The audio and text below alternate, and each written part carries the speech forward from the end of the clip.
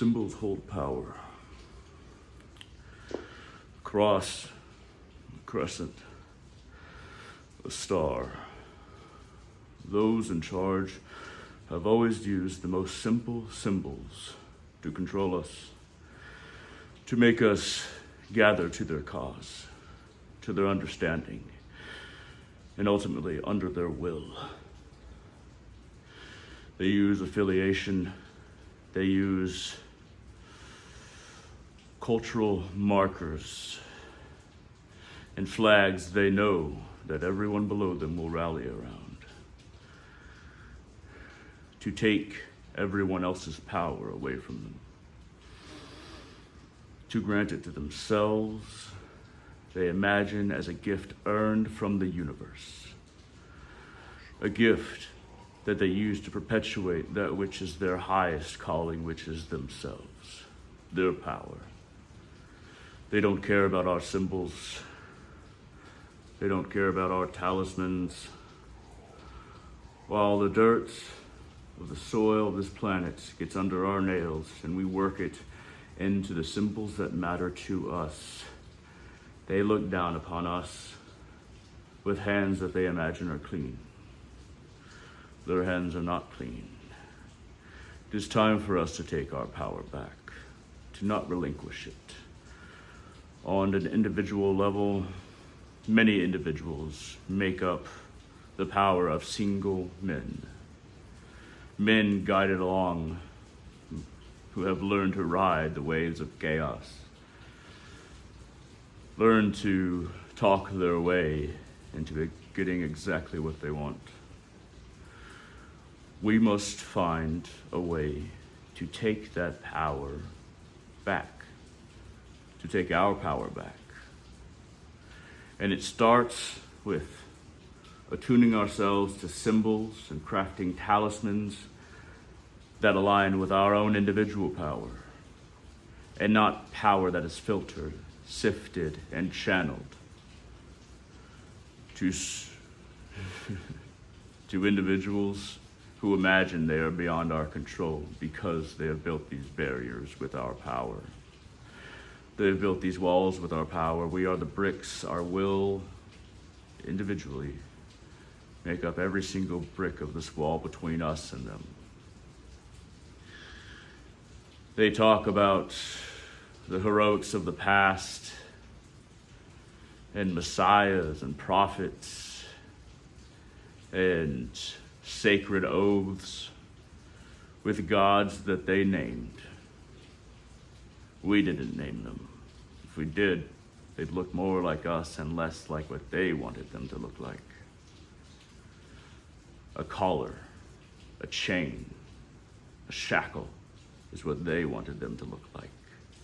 Maybe not physically, but in actuality. These chains which bind us are within our control should we take our power back. And it is our right, for we relinquished it. On an individual level, become you. Do not decide to continue being that person who knelt before them, who relinquished everything that was truly important to you, but you didn't know it. Their virtues, their laws, their causes, their symbols, they are nothing. When you step back from a highly pixelated image, the further that you step back, the more it makes sense.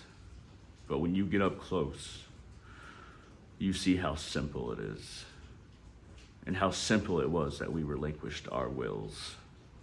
We relinquished our individual powers. We have to take it back. We have to found new symbols. We have to empower new talismans. And everything must be aligned to us,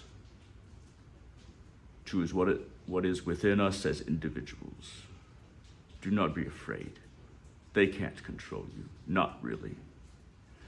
All of these silent contracts, they are No matter how rich the ink, no matter how fragrant the incense, no matter how cold the steel that protects them, they shatter when you take your power back, when you become yourself, when you stop falling into the lanes that were provided for you and you create your own lanes. Bowl down your own alleys. Create your own corridors to your own inner power. And every door is a new capability, a new possibility that you never imagined before. There's something about the smell of a storm. It smells of frustration, of built up force being released, mating with the silence, condoning the absence with the sudden flash and the presence of power. For a long time, we are like this, our power building, our force being concentrated. Our path is the channel into which we must focus all of the silence, all of the built up waiting. Our actions, our magic, they become our answer to the void. In our moment of expression manifests an eternity of effect. This is the way of power. This is the way of I am. It's time to break free.